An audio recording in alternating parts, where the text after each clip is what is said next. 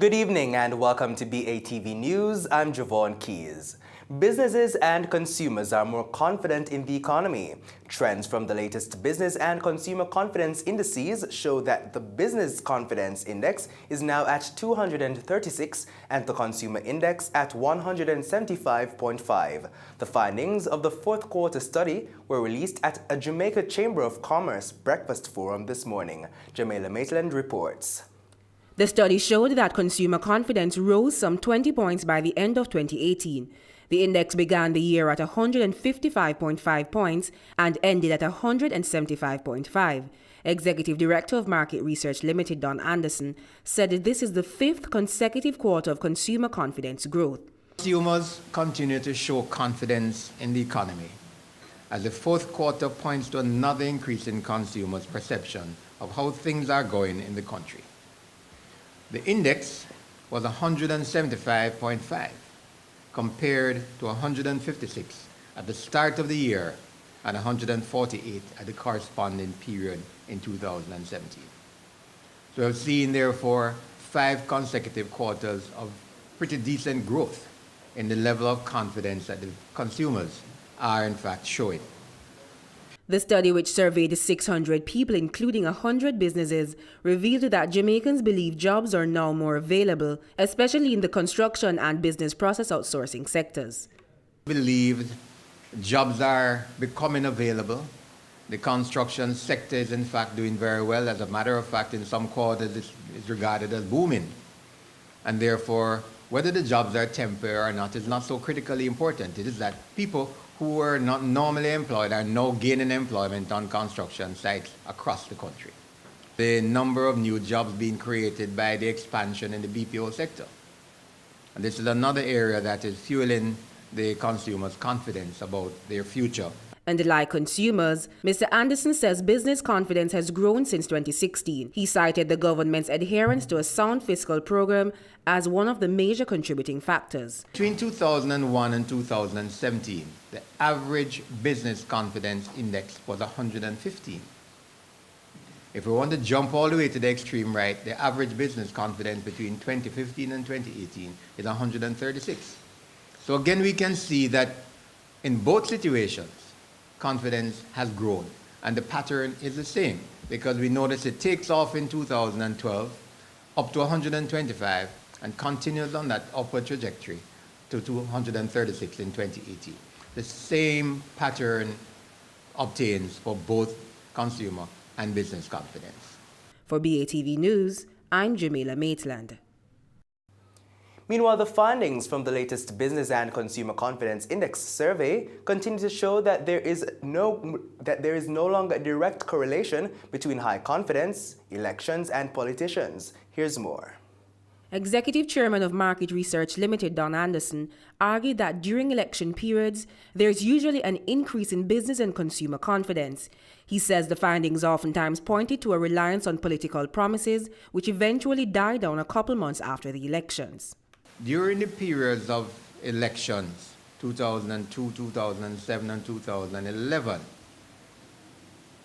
consumer confidence heightened. So if we were to look at each of those quarters across the board, we'll find that when elections are looming, confidence grows significantly, but falls off dramatically within 6 months of an election. However, since 2013, there has been a deviation which Mr. Anderson has attributed to an increasing level of maturity in the population. He said there is now less reliance on politics and more confidence in the economy. From 2012 upwards, we can see a reduction in the reliance upon what's going to happen during the election and whether or not I'm going to get a job or earn some money.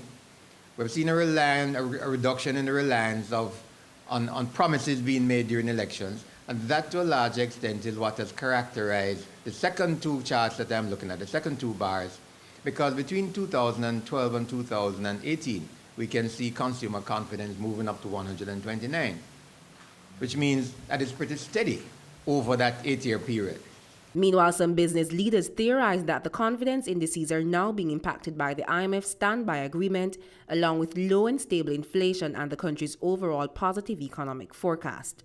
Another factor that has contributed to this is the fact that we have maintained very low single-digit inflation since 2015. This has been the result of lower oil prices in part, and we note as well that this will allow businesses to better plan. They are better able to maintain their margins if inflation is running low. For BATV News, I'm Jamila Maitland. In the meantime, after interviewing more than 1,000 CEOs from around the globe, PricewaterhouseCoopers PwC found that lack of confidence in global economic growth increased sixfold. The company released the findings of their 22nd annual Global CEO Survey yesterday at the World Economic Forum in Davos. Here's more. Some 1,378 CEOs from 91 countries around the world participated in the Global CEO Survey conducted by auditing and accounting firm PricewaterhouseCoopers PwC. Of this number, 30% of business leaders expect economic growth to decline in 2019. This is 6 times the 5% of business leaders who thought 2018 would have been a bad year for the global economy. According to PwC's global chairman Bob Moritz, the rise of trade tension and protectionism has contributed to the waning confidence. However, despite the huge drop in confidence, 42% of CEOs still have confidence in the possibility of economic growth being achieved.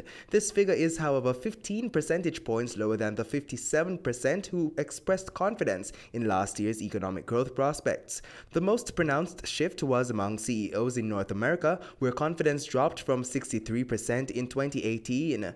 Only 37% of CEOs surveyed from the region were optimistic about the 2019 economic outlook. PwC argues that this drastic decline is likely due to fading fiscal stimulus and emerging trade tensions. In the Middle East, there was also a noticeable drop from 52% to 28%, which is being attributed to increased regional economic uncertainty. In the meantime, the United States narrowly holds on to its position as the top market for growth, with 27% of the CEOs surveyed agreeing that the economic powerhouse will again lead the world in growth. However, that percentage was way less than the 46% of CEOs who chose the US in 2018. The next major global market, China, also saw its popularity dwindle to 24%, down from 33%. Most CEOs surveyed agreed that trade conflicts, policy uncertainty, and protectionism were among the biggest global threats to growth. A whopping 88% of all CEOs surveyed are particularly concerned about the trade issues between China and the US.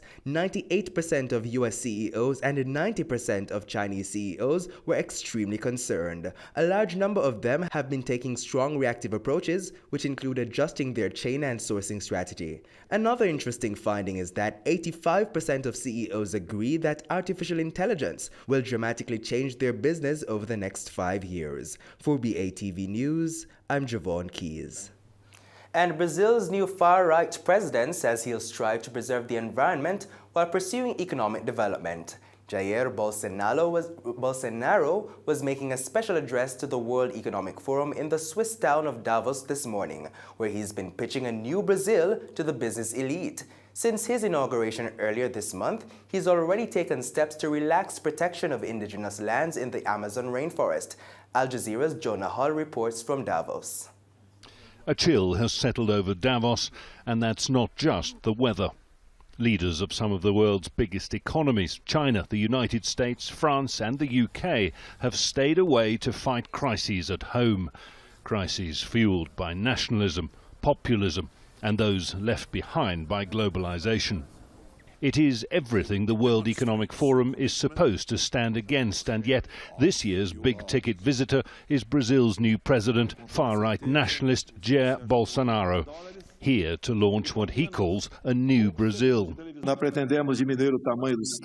We intend to reduce the size of the Brazilian state apparatus and carry out reforms such as the social security reform and also the tax reform. We wish to relieve those who produce and undertake business and projects from the weight of a heavy state. That's good news for business, less so for those who depend on state aid. It's an odd look for an annual gathering traditionally built on bridging divides. It does say that there's a bit of a shift and that those major leading democracies in the world are exhausted, tied in knots, have problems, but it also says this community here of globalists is perfectly willing to flirt with illiberal leaders in the world. Compensation came in the heavyweight fight against climate change, identified as a major world threat. Having heard Bolsonaro's call for economic development in the Amazon, delegates listened to royalty interviewing a British knight of the realm. What advice do you have for my generation, and what can we build on that you have started? We have to recognize that every breath of air we take, every mouthful of food that we take comes from the natural world. And that if we damage the natural world, we damage ourselves. It's what the Forum aims to do best, global box office in the name of a better world. The theme of this year's World Economic Forum here in Davos is the fourth wave of globalization, the digital revolution. It predicts a world in which technology competes with workers of all stripes, blue collar and white, in which the winners of globalization get ever richer, but fewer in number. It is a world in which inequality deepens and political leaders no longer have all the answers. Jonah Hull, Al Jazeera, Davos, Switzerland. And when we come back, Iron Rock Insurance digs itself out of the red. This and more after the break.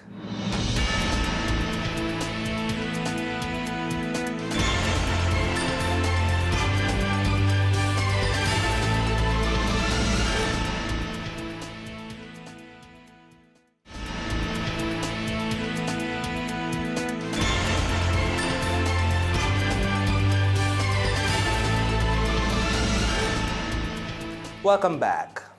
Things have turned around for Iron Rock Insurance. The company is reporting a profit for its financial year, which ended December 31, 2018. This after posting a hefty loss for the year before. Iron Rock Insurance released its unaudited financial statements this morning. Here's more. Iron Rock says operating profit at the end of the last quarter of 2018 stood at $8.4 million. That meant overall, the company ended the year with a profit of $800,000. This result is a significant improvement over the previous year's loss of $47.9 million. For the 12 months ended December 31, 2018, gross written premium increased by 35%, moving from the $424.6 million in 2017 to $571.8 million at the end of 2018. Net earned premium was $184.2 million, a 136% increase over the $78 million in the previous year.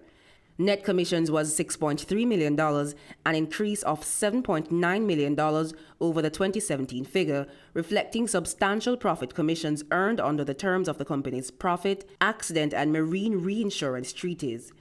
Meanwhile, operating expenses total $150.6 million, moving from $134.7 million in 2017. Claims incurred amounted to $83.8 million, some $37 million more than the $46.8 recorded in 2017. This, Iron Rock says, resulting in considerable improvement in the company's underwriting result, which fell to a loss of $43.9 million from $101.3 million in 2017. In the meantime, other income totaled $44.7 million as opposed to $53.5 million registered in 2017, and therefore the operating results for the year was a profit of $800,000 as opposed to a loss of $47.9 million in 2017. The insurance company says the improvement in its performance has been driven by extremely good results in the insurance portfolio, as evidenced by the profit commissions and very low loss ratios in its motor and liability classes. These results, the company says, demonstrate the success of its management's approach to underwriting, risk, selection, and pricing. For BATV News, I'm Jamila Maitland. Caribbean Cream recorded a 35% increase in net profit for the 9 months up to November 2018. They also incurred additional expenses due to their efforts towards expansion. Here's more. For the 9 months up to the end of November 2018, Caribbean Cream achieved revenues of $1.15 billion. That's up by 16% compared to the previous year. Revenue for that quarter came in at 9% more than the 2017 figure. That's $348 million. Gross profit for the 9-month period was $390 million.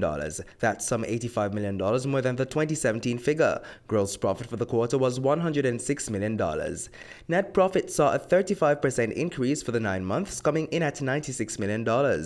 Meanwhile, the company's operating expenses and finance costs for the 9 months were $298 million, a 25% increase over last year. The increase in costs was as a result of the rental of property to facilitate expansion, improved refrigeration facilities, and additional storage. During the quarter, the company also invested in a retirement scheme for their employees. For BATV News, I'm Javon Keys.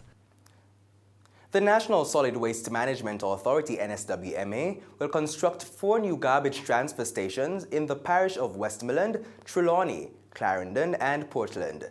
These will serve as areas where trucks can deposit solid waste prior to loading on to larger vehicles for transporting to disposal sites.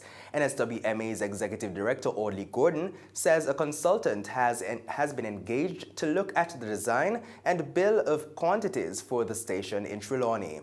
Once a submission has been made by the consultant, the proposal will be screened, then assessed through the Public Investment Management System PIMS before approval is given for construction to begin.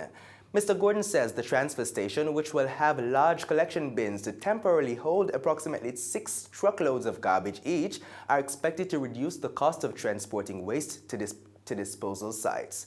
Currently, garbage trucks travel over 50 miles from Negril, Westmoreland to Retirement, and 40 miles from Rocky Point and Kellitts in Clarendon to Mandeville, Manchester, to dispose of their load. The Minister of Culture, Gender, Entertainment and Sport, Olivia Grange, says the most senior official with responsibility for culture at UNESCO will be her special guest for Reggae Month in February. Minister Grange made the announcement of Ernesto Otone Ramirez's visit at the launch of Reggae Month 2019 on Sunday. Mr. Ramirez, the former Culture Minister of Chile, is the UNESCO Assistant Director General for Culture. Minister Grange said Reggae Month 2019 will be a grand celebration party for the recent inscription of the reggae music of Jamaica to the UNESCO list of intangible treasures for the whole of humanity. Reggae Month will also commemorate the 50th anniversary of reggae music. The minister described the recent inscription of the reggae music of Jamaica to the UNESCO list as a continuation of efforts to preserve Jamaica's music. Reggae Month 2019 will begin with a street party on Orange Street on February 1. Other activities include tributes to Bob Marley and Dennis Brown, a month-long exhibition on reggae music at the African Caribbean Institute of Jamaica, the Global Reggae Conference at the University of the West Indies, Mona, a series of weekly reggae films in the Emancipation Park, the Jaria Honor Awards and Reggae Gold Reception and Awards Ceremony at which 50 icons will be honored for their contribution to the reggae music of Jamaica. Reggae Month is being organized jointly by the Ministry of Culture, Gender, Entertainment and Sport and the Ministry of Tourism with support from the Jamaica Reggae Industry Association, the Jamaica Federation of Musicians and Affiliates Union, among other stakeholders. And stay with us, regional and international stories are up next.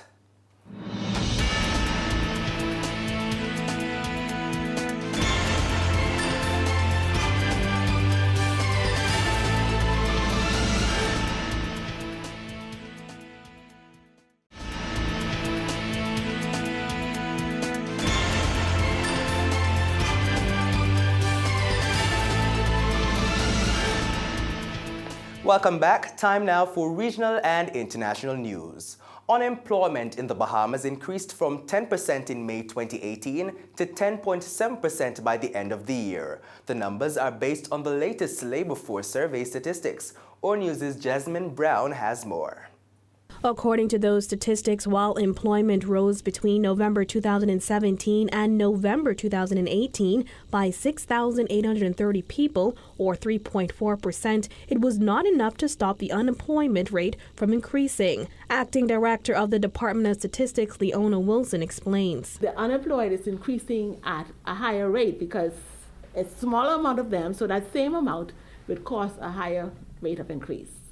According to the survey, as of November 2018, there were 25,135 people in the unemployed labor force, while there are 210,560 people in the employed labor force. The results of the labor force survey provided information on the labor force during the period of November 2018. 3,500 people were surveyed. While employment was up overall, two of the three most populated islands surveyed experienced decreases in unemployment and one an increase. The results show that unemployment stood at 11.9% on Grand Bahama and 7.7% on Abaco. Senior statistician Cipriano Winters. On the other hand, New Providence's unemployment rate increased from 10.1% in May to 11%. The results also showed that at the time of the survey, women were more likely to be unemployed than men.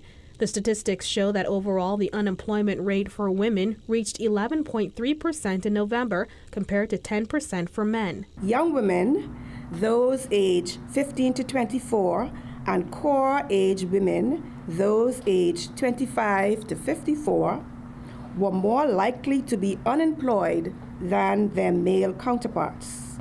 By contrast, men aged 55 years and over were slightly more likely to be unemployed when compared with women in their same age cohorts. Officials at the department say a more detailed report is expected in May. Reporting for our News, I'm Jasmine Brown. The Venezuelan government has arrested a group of military officers who stole weapons and kidnapped 4 officials. The arrests came hours after a social media video showed a sergeant demanding the removal of President Nicolás Maduro. Al Jazeera's Teresa Bow reports.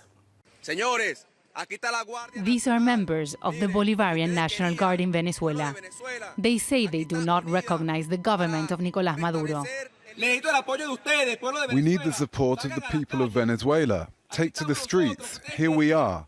This is what you wanted, us to defend the Constitution.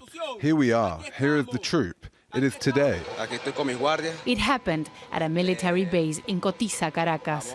The Ministry of Defense said 40 people had been detained. People from the area took to the streets to protest. They set up roadblocks and barricades. The National Guard responded with tear gas and rubber bullets. I have relatives in a house over there. I have an aunt who's with her children. They are practically kidnapped in there. Shall we wait for them to die of hunger? The people have to go out to defend their rights.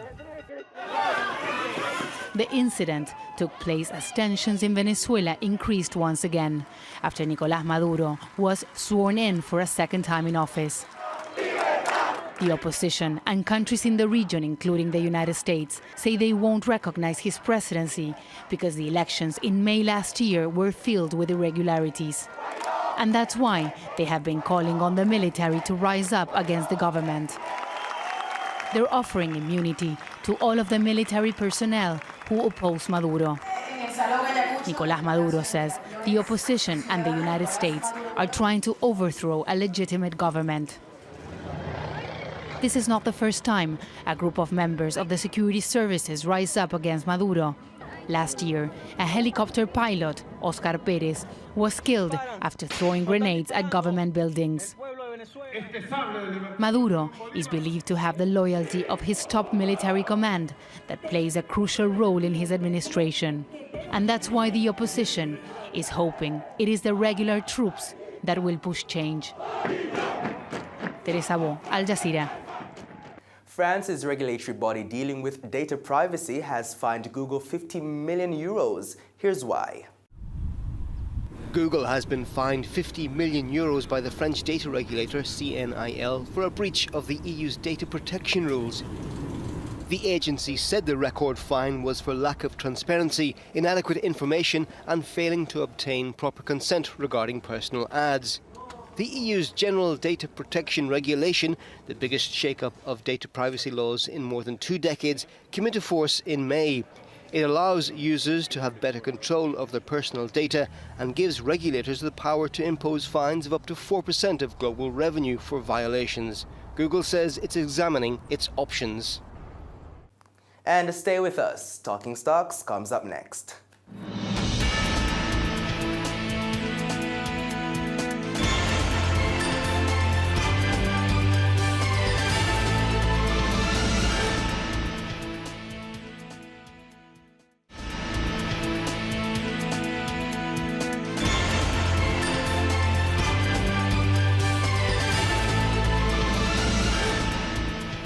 Welcome back. Time now for Talking Stocks. 61 stocks traded today, of which 22 advanced, 31 declined, and 8 traded firm. The main JC index declined by 60 points to close at more than 369,000 points. The junior index declined by 32 points to close at 3,171 points. Almost 13 million units traded today, valued at more than $87 million on the Jamaican dollar market, while on the US dollar market, more than 18,000 units traded, valued at over $1,400 US. Fontana Pharmacy, with 9.6 million units trading, accounted for 73% of market volume. Stanley Motor, with over 284,000 units trading, was second, and AMG Packaging, with 284,000 units trading, was third, making up 2% of market volume. The main advances were Radio Jamaica gaining 51 cents to close at $3.60, followed by Berger Paints up $1.28 to close at $19.50, and Jamaica Producers Group up by $1.15 to close at $28.46. The main decliners were 138 Student Living down 74 cents to close at $2.83, followed by Main Events down 99 cents to close at $5.91, and T-Tech down 46 cents to close at $4.04. And that's the news. But before we go, a recap of our top story. Businesses and consumers are more confident in the economy. Trends from the latest business and consumer confidence indices show that business confidence is now 236 and the consumer index at 175.5. Thanks for watching. For more content, please visit our website at batvja.com. I'm Javon Keys. Pleasant viewing.